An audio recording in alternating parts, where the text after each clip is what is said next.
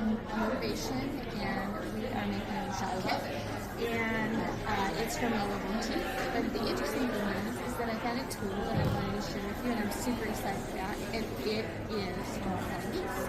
So this is the shop model that we're going to work on. It's Lucky Stars. We'll have kits available for this, but look at all those flying geese. Well, Deb Tucker from Studio 180 was here, and this is a tool that I've used in the past, but I just started thinking about it, and I'm like, this would be perfect. So this is the wing clipper. We need to make, I don't know, roughly 500 of these flying geese. That's just an exaggeration, but they are all going to basically finish at 2 by 3.5. The finish size in the quilt is 1.5 by 3. She has a very handy diagram. And so what I'm going to do is I'm going to cut a 4.5 inch square and then 2.5 inch squares. So and I have done this right now here. So the way this works is, here's my 4.5 inch square, and here are my 4 2.5 inch squares.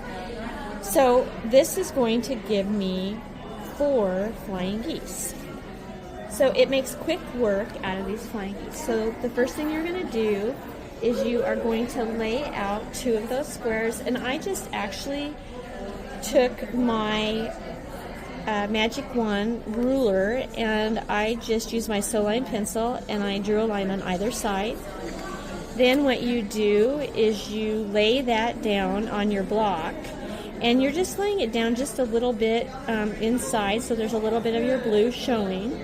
You have that line meet up, and then you sew exactly on the line. And so as you can see, this is one that I have done. So at this point, what I'm going to do is I'm going to come in and I'm going to use the edge of my wing clipper, and I'm just going to basically cut right through this block. So now what I have is I am now going to go press this at my ironing station. And then the next step is to take another 2.5 inch square, and I've marked it in the same way with my sew line pencil on either side. I sew up the center, and then I have this block here. So I now am going to cut this right here. I've already sewn these, cut this, and now voila, I have got 2 flying geese, and I have, of course, 4 of these total from this 4.5 inch block and 2.5 inch square. So now what you do, and this is going to get you a perfect flying geese every time, you just take a look at the ruler, and Deb has done a great job with a free PDF on this ruler, and you have just 2 simple cuts.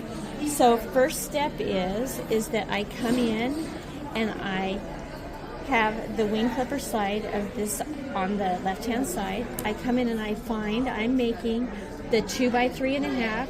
I line up that V right there. That's the key part. And I'm going to come in, I'm going to trim it. Just do a quick trim there and across the top.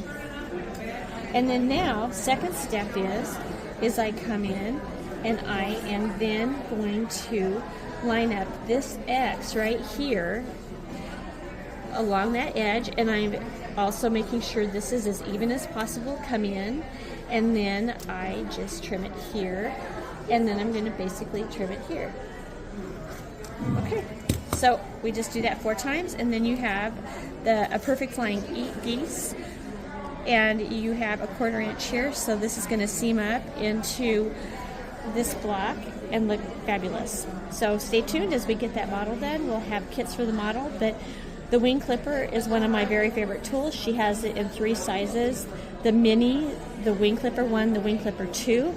I love the variety of the sizes that she offers, and this is the wing clipper 1. So take care, and thank you so much for joining us for Tool Tips.